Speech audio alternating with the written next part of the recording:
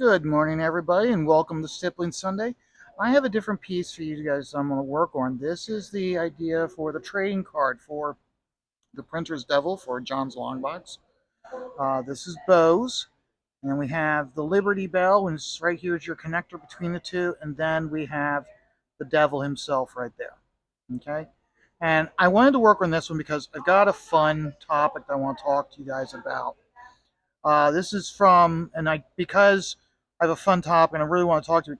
Where the first page is at is really at.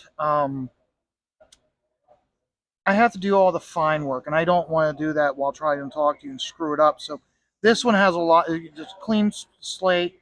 Got a lot of areas we're going to have jet. We're going to have black, so I want to work on that while I'm talking to you guys, so I can just bang bang bang hit away at that while I'm doing this.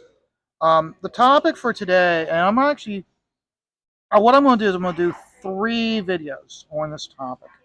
I'm going to do them all today, but I'm going to put I'll do one video today, then I'll do another video tomorrow, and then post the other video on Tuesday. So you'll have 3 videos in a row on the same topic.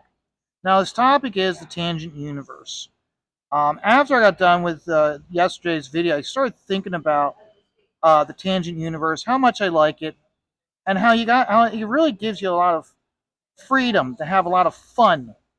And so I thought about like, what would you how I just create I ended up creating my own like idea of like 3 books in the tangent universe that would be fun books for you to have or to follow. Okay, you don't have to get all 3 of them, but they kind of in through symbols and through uh, background uh, symbols, if you will, you know that these characters are all in the same universe.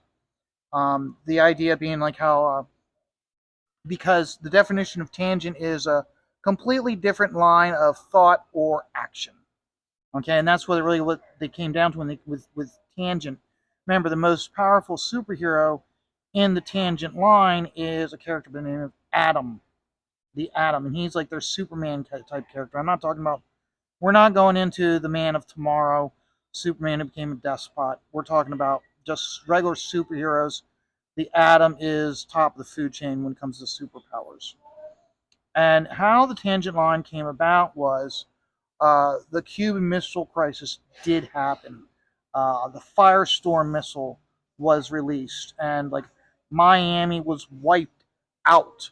The Florida coastline is along the Macon, Georgia. That's where the southern coastline is now.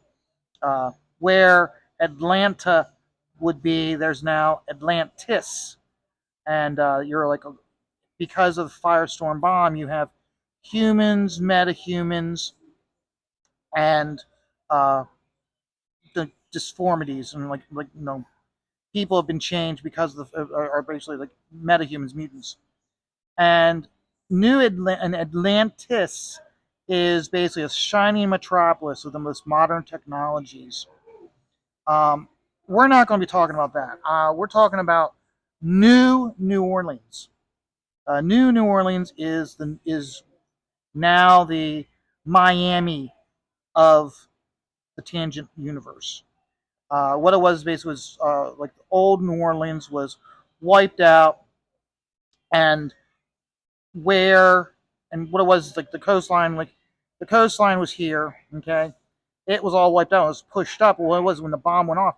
It pushed the landmass. So around the edge of New Orleans, there are these towering mountainous barrier islands that protect New Orleans, which is basically a series of large islands, and small islands, all connected by causeways and bridges.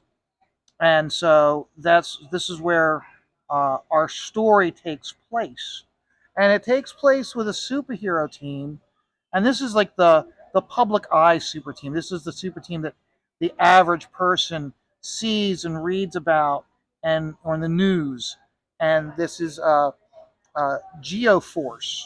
The superhero team name is GeoForce, and GeoForce Uh, they are the public. They're like your Avengers, your Justice League of America, your uh, Youngblood, if you will. Okay, that's the type of superhero team.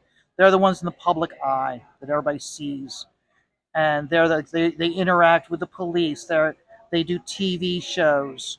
In fact, one of the connectors to all three titles, there's a morning show called Oswald and Cat, and it's set the TV set where the morning show takes place.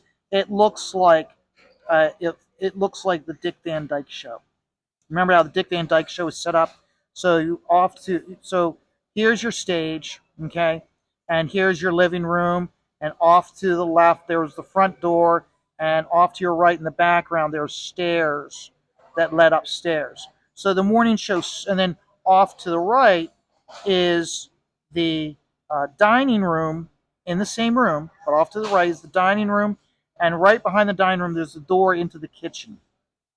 And of course, the door in the kitchen, there's an actual door that goes back and forth.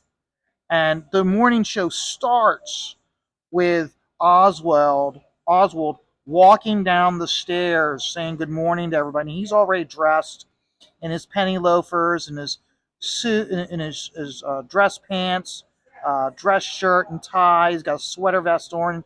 He's just walking down the stairs saying good morning to everybody. And he goes and as he does his morning greetings and says, "We got a great show for you," and whatnot, he sits down at the dining room table, and as if on cue, as soon as he sits down and he's opening up his napkin and setting it on his lap, Cat comes in from the kitchen with his morning coffee. And he drinks his morning coffee and goes, My, my Cat, and goes, "That's mighty good coffee." He goes, "Is this Shazam coffee?" And she goes, "Why, yes, Oswald, it is."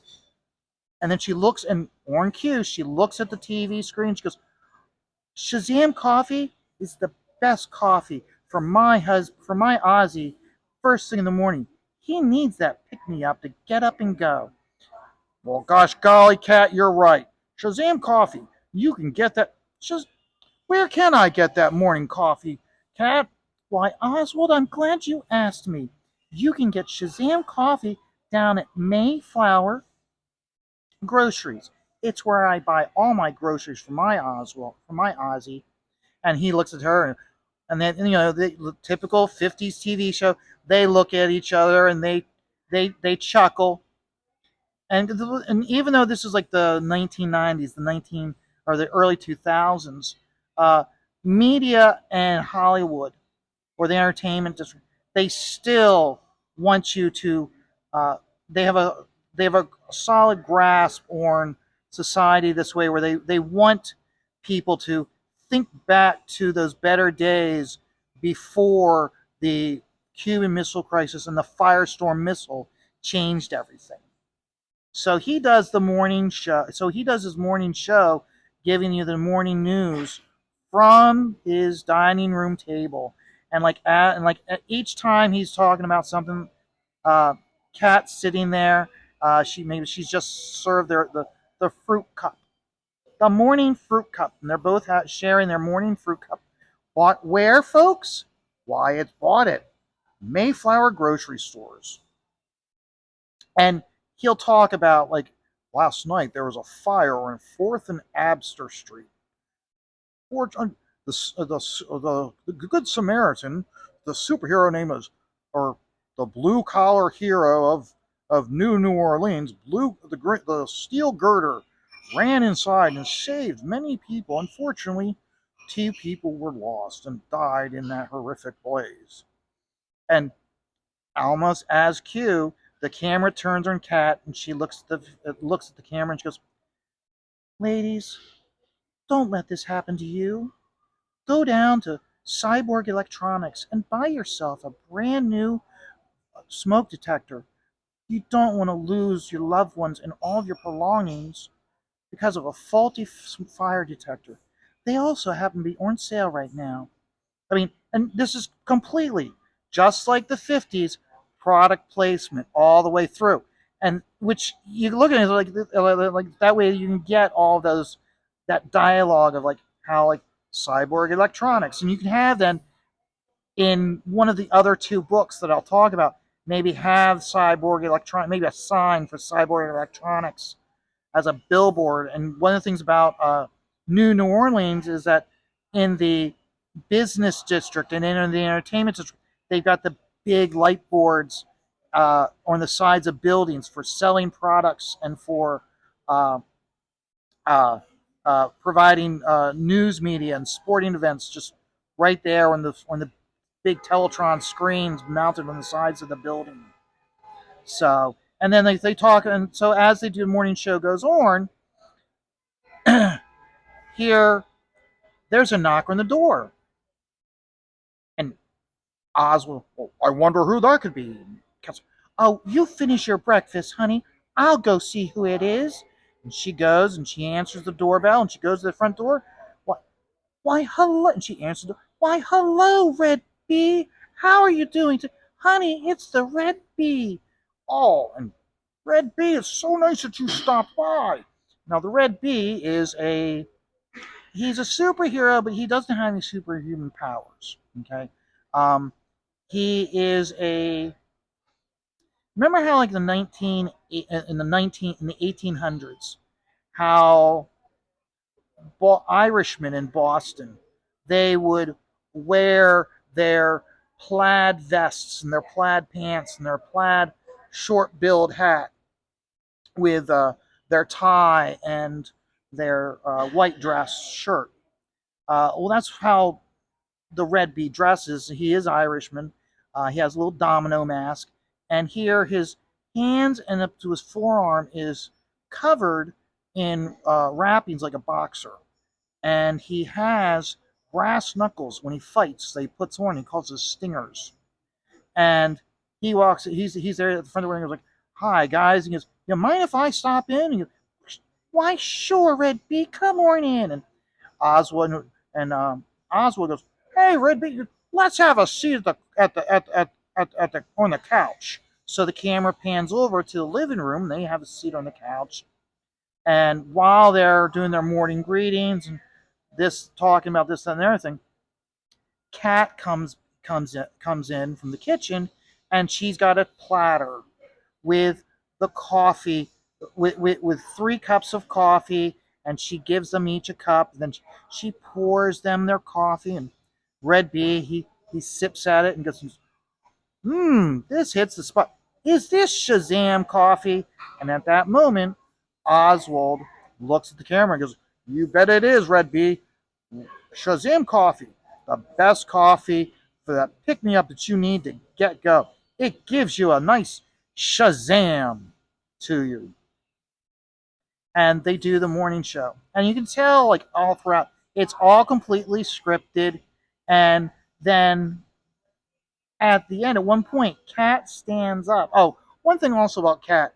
Kat is dressed uh, uh, just the way like I Love Lucy or from the mother from Leave It to Beaver. She's in a dress. She's got an apron. She's got her hair done. Already has her white pearl necklace on. Has her heels and stockings. Typical like how Hollywood envisioned a wife in the 50s would be dressed while she's doing the housework for her husband. Um, and so at one point, towards at the end, just before the show's over, Kat gets up, and Red Bee kind of gives her a nice like a little pat on the butt, and Oswald goes, "Bee, that is a completely inappropriate behavior. That is my wife. I demand that you apologize immediately for your actions." And the Red Bee apologizes, and Oswald goes, "I think it's time for you to leave, Bee." And he does. Over the course of that conversation, when Bee is there, he'll talk about how like yeah I had to fight uh uh I had to fight the the crime queen Lady Godiva and yesterday and at that point like Kat or our Oswald would look at the screen and go, "My, that was dangerous. I hope you all had the Jimmy Olsen app on your phone so you could be alerted to these problems. And when superhero activities in your area or supervillain activities in your area, you can take the steps you need to be safe." Because remember how like Jimmy Olsen, how he's had the watch that he would that he always had that the yeah he always had the watch who was Superman's buddy, and that's how he was like able to notify Superman when he was in trouble was through the watch that sent off the signal. Well, here everybody's got cell phones. They've got the Jimmy Olsen app, which notifies you when villain activity is in your area so you can avoid it and be safe. So, and of course, while this is going on the big teletrons in the business district, on the Teletron, it's showing this interview, and right below it, the ad switches from Shazam Coffee over to a cell phone highlighting the Shazam ad or the Jimmy Olsen app, and and it says how it's a free app, but if you subscribe, you get these extra features that you don't get from just by downloading the app. So product placement, which we all you look at the 50s and the 60s were so big about about product placement to sell products in during their shows, whereas now these days, or I should say during like the 80s and 90s, they made a big deal where they would uh, like Utz potato chips. They would have like an episode of a TV show or a movie, and they'd have him holding a bag of Utz potato chips, eating them while he's listening to someone talk, and the bag is turned so you can see the the product placement. But this was during the 50s, so we're taking off where they're constantly pushing the products that you want to have the same lives that we have. So, but that's like the type of world that we have with GeoForce in New Orleans. Now, the characters of GeoForce is the first character, which remember how I said like Adam is the top of the food chain superpower wise. Down like maybe about here, there's a character. He's like a Superman character. His name's Amazing Man, and he's like the Superman of the team. He's like the the, the one that can fly and bullets bounce off of me, and I have X-ray vision type stuff. Okay, and then after Amazing Man, we have Starman, a cosmic powered super being from beyond the stars. He is an actual alien. He looks alien, and he's on Earth, and he's on the team, and you can tell he has no secret identity because he looks completely alien. After that, we have one of the members of the team is called Cold Snap, who has freezing powers. We have Trident. Trident is he's an aquatic character. Remember, we've already established that New Orleans is a series of islands, just like Miami is, connected by a series of waterways and causeways and bridges. So it's not one of those deals where it's like, oh, we gotta find a reason to have we gotta think of a reason for Trident to be able to fight crime. Well, if your city is surrounded by water, there's a reason for him. He's not like he's kind of like Aquaman that has like swims real fast, has strength, but he doesn't have.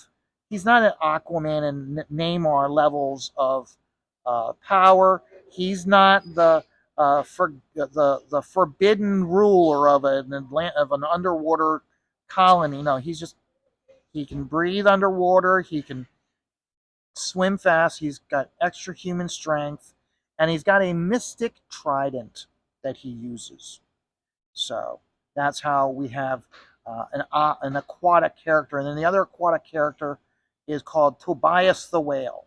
He's much larger than Trident, but he's basically relatively the kind of the same in powers, where he can breathe under. He's He's just body mass wise, he's much bigger, and he prefers actually uh, to spend his time on the in the ocean on the other side of the towering protective barrier islands of New Orleans. Then after that, the how does the team assess threats? Well, they've got two super intelligent twins called the Calculator and Our Man, and they scour social media and the newscasts and whatnot. And from what's happening, from scouring the news and police reports and whatnot, they are able to accurately predict when threats or crimes will occur within an hour. So they are not superhuman in the sense of physical skills. They're all a mental uh, articulation, if you will. Like they can, like I said, they're very astute, and they can really put the pieces together to figure stuff out. So they are the ones that like are always at the superhero base, which is its own complete separate island from uh, the rest of the islands, and they basically like through telecommunications and or on their supersonic jet, which can hover. Sometimes it'll hover over the city, and they'll be able to predict what's going to happen as as the threat or battle unfolds to assist the team. They have a anamorph character called Catwoman. Now, when I say she's an anamorph, she's a cat. Okay, she's a human, like cross a mute. She's a metahuman, like human cat character. Um, Now I know like Eric the Guapo, John's Longbox, uh, Marcus. You guys all have cats, so you understand when I say this is everybody assumes that cats are assholes. Everybody refers to that as cats are assholes. And I used to think the same thing with we had the cat Sheila when I entered Miss Stippling's life. She had a cat named Sheila, and yeah, Sheila was an asshole. Miss Stip, she refers to Sharkbite as an asshole. But I look at Sharkbite differently because I spend so much time and I interact with Sharkbite so much. Um, Sharkbite, when like he'll be like looking at you, but he's not. You can tell when he's looking at you, he's not looking at you. He's looking like through you. It's like you can tell that he's thinking of things, but he's not putting two and two together the way we put two and two together. And so I've referred I don't refer to Sharkbite as an asshole. I refer to Sharkbite as being slightly autistic, in the sense that you can tell he wants to understand what's going on and what you're doing and what you're saying, but he can't put the two and two together. Okay, so that's the reason why, like, sometimes when I walk by, Sharkbite will just like bat at me as I walk by. It's his way of saying, hey, I'm letting you know that I see that you're here. He's not being malicious. He's not being an asshole. He's like, hey, you know I'm here. No, please, I don't want to be bothered, but I just want you to know I'm here. That's how Catwoman is. Uh, she is a cat. She's feral, but at the same time, also again, where because she doesn't know how to express her emotions, she'll go up to the red bee, and to show the red bee that she likes him and she trusts him, she'll bite the red bee or in his hand or in his arm, but she does it not to, but she won't break skin. She won't break his skin. The no, and so like everybody on the team knows that this is how Catwoman acts, so they act accordingly when they're out in public. So they'll intentionally like if Catwoman feels safe around a police officer, she might want to go up and bat the police officer or bite the police officer. Well, the police officer doesn't understand this and thinks it's a threat. So what they'll do is they'll intentionally uh, preoccupy the cat. And like one of the things that I do many times that with shark bite is I'll give him a scratch. I'll scratch his chest, and he'll kind of like he'll kind of like kind of roll on his side like, oh yeah, I like that, and he'll actually bring his hind paws up and kind of bat at your hand as you're scratching his chest because he likes it. Well, that's what they'll do to her in public. So they then have like the new like, oh my god, look what they're doing to. They are sexually molesting Catwoman in public in front of us. I'm like, no, no, no, no, no, no, no, no, no. This is how we keep her calm and preoccupied when she's around people she doesn't know.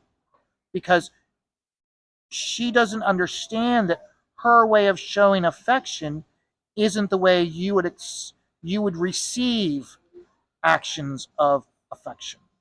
So that's the reason why and same thing goes with how one thing that bothers me when they do animorphs in general in comics is they'll draw a cat face with a tail like Tigra, but she has got full articulate hands. I look at where Catwoman has like really fat, thick paws, and she keeps her hand closed most of the time.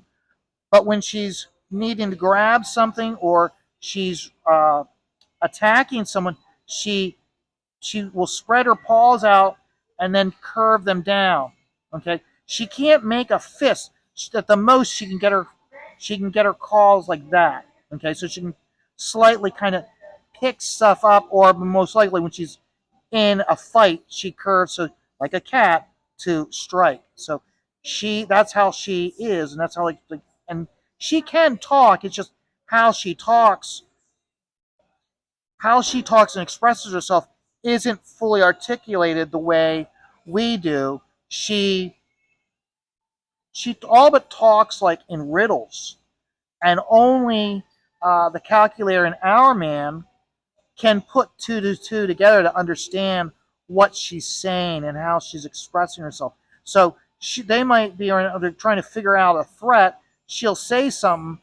Calculator and our man understand what she's saying, and like, okay, what she's saying is this is what this is what the threat's weakness is. This is how we defeat it. And they're like, oh, okay, because she understands, but she understands what the threat is. She understands how to defeat the threat. She doesn't know how to articulate it to everybody else. So that's how like I'm looking at how Catwoman is, which is much more attuned to uh, how a cat actually is, which nobody has ever really done a good cat character in comics, in my opinion.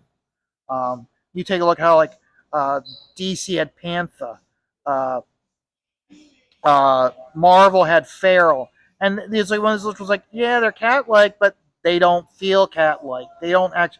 It's almost like it's like if again, I remember when June Brigman did Captain Ginger, which was a space story involving a cat, and I think it was Louise Simonson did a review quote for them to use to promote the book, saying finally somebody's done a book that understands cats.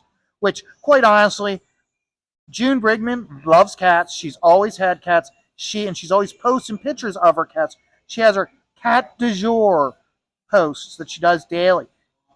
June Brigman, in my opinion, would be the perfect person to do a Catwoman one shot in the Tangent universe. She'd be the perfect person because she understands this character the way I'm describing her.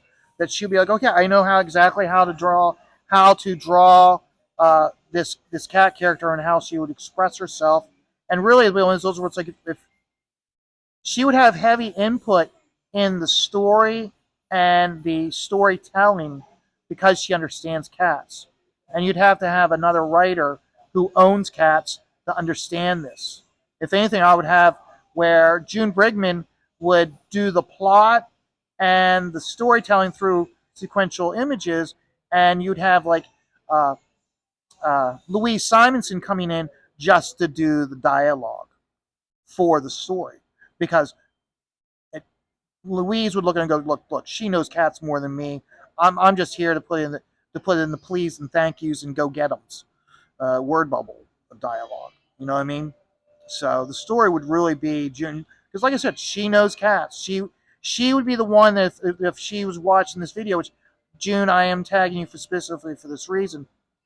Okay, June would be like, yeah, that exactly is how you do a cat, a cat character who is a true cat. Because Catwoman would be kind of like one of those, like she would have, I would have her in like a bikini, maybe not necessarily a thong and real skimpy uh, boob or a bikini top, maybe more of a sports bra type. But then also you think about how cats are, and cats like, maybe she doesn't. Maybe okay, cats being cats, you put clothes on them. A lot of times they roll around and they try to get out of it. That's one of the things a lot of times that they have is where when she is in the headquarters of GeoForce, maybe she's around the buff because she's covered in cat hair, so you don't see anything. But out in the public, she has to have a bathing suit on, and it is constantly bothering. So that's another thing where it's like when she's not dealing with a threat, she's kind of antsy and she's kind of like rolling all, but like she's like jittery and she like shakes her head as she's kind of getting out. And so they have to like they again. That's where the team is like keeping her preoccupied while they're dealing with the public, if you will. So, but June, right there, that's the reason why I had you tagged on this video. So, the other characters on this team is like Dr. Fate.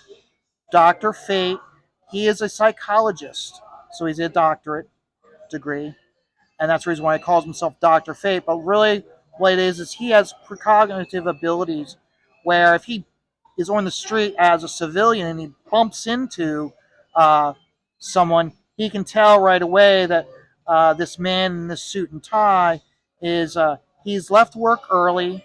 He called his wife to tell her that he's going to be in meetings all day and he's not available to talk, and he's heading across town to have an illicit rendezvous with his mistress. And Dr. Fate will like then bump into a kid and know that the kid is on his way to Mr. Mr. America's department store to get his mom a birthday present, but he's just short, and he's hoping that they'll let him have this item for his mom, even though he doesn't have enough money. And the little boy apologizes. So Dr. Fate, because he's been able to foretell the future, he goes, "You know, son, you are very polite to me. Here's $20. Now the little boy has the $20, then has enough money to buy his mom that present. But then also Dr. Fate will bump into someone, and he knows that he's on the way, that he's planning a diamond heist. So at this point, because he knows he's going to commit the crime, but he hasn't committed the crime yet, at this point, he either notifies the superhero team of what's going to happen. Let's say it was a major threat, he'll notify it. But if it's just like a diamond heist, what he'll do is at that point, he shadows him and he takes the time, and at the right moment, he gets dressed in his superhero costume, and and then he'll like foil the diamond store heist, and because he knows he already has as he's interacting with the thief, he knows that he's going to make a right cross. He's going to swing with a right cross, so he knows how to dodge it and how to disarm him. Because one of the things he's done, because he can foretell the future, he's taking martial arts and boxing, so that way he can physically overcome the threat on his own. We have the Human Bomb is another character. Human Bomb is like a thing type uh, thing slash Incredible Hulk character. Uh, when he jumps, when he lands, it makes a large boom sound. When he throws a punch, it makes a large boom sound because of the compression sound. So he only, and he's average intelligence. He doesn't have, he's not like the Hulk, which is like childlike speaking. Okay, he speaks like a regular person, but he knows that because of the density of his body, that he can't really go out and go shopping at Mr. America's department store but he doesn't go out and fight bank robbers and carjackers. But if there's a superhuman threat, like they have to go up against Sergeant Steele and his atomic punches, that's when he comes into play and he fights the major threats. And then we have the Red Bee, who we talked about. He's a masked character who just basically fights, and he knows boxing, and he's Irish, so he's got a short temper. You have the Owl Woman. Owl Woman is a mystical character, and when we get into the third book, that's her connection to the third book for the team is there. Okay, and we'll talk about that when we get into the third book. And then, of course, we have he's not a member of the team per se, but he lives in New Orleans. He works on skyscrapers. He's a construction worker. He's called the Steel Girder, and that's two DC characters, one being Steel, one being Girder. And his name's Steel Girder. He's got strength. He's got superhuman strength. He can lift up steel girders without any problem. He works on high-rise buildings. He's a regular union blue-collar superhero, but he doesn't think of himself as a superhero. He just thinks of himself as a regular Joe.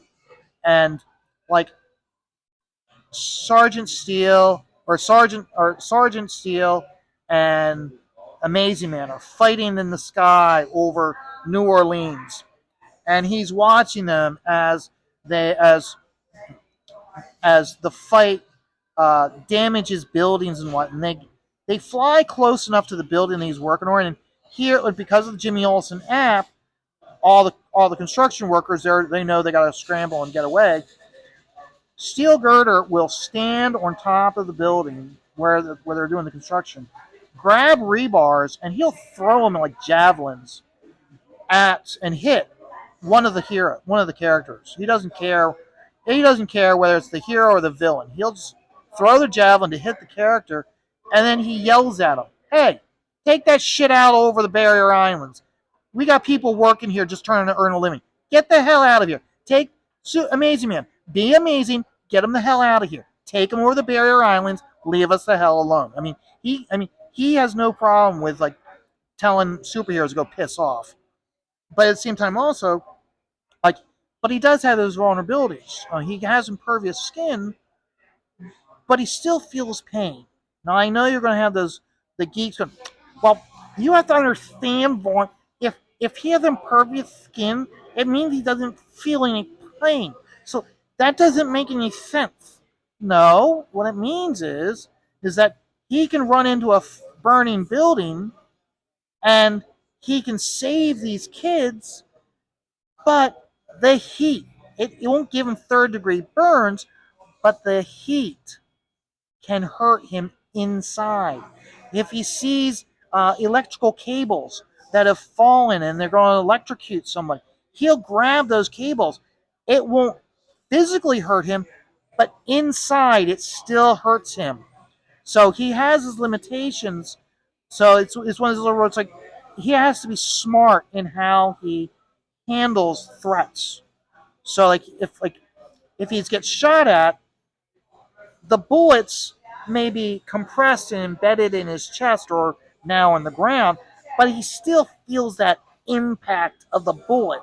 So he might still, even if he braces himself against the bullets hitting his chest, he's still going to feel it. It's still going to push him back because it's still a force hitting him. Okay, so it's one of those where it's like, yeah, if he gets hit with a Tank Man, I don't know, Tank Man shoots his handgun at him and it blows up in his chest. He's protecting the people around him from getting hit by the shrapnel, but he still feels the impact and it still like knocks him back 20 feet onto his butt. So that's how. So this is like the main superhero characters at large that we see. And like I said, you have like Booster Gold energy drink ads all over the place, and you have the ads for Shazam Coffee. Start your day off with that kick you need. Um, those those things, those objects, and these teletrons with top news and the mornings with Oswald and Kat. Okay, these are the connectors.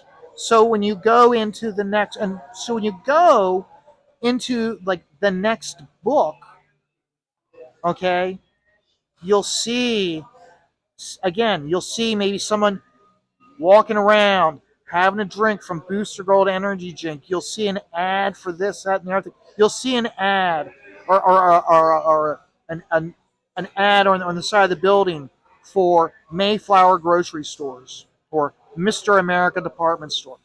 These are things that connect the GeoForce comic with the second comic and with the third comic. And the second comic, okay, is your crime comic, okay? And it's called Bane of the Underworld.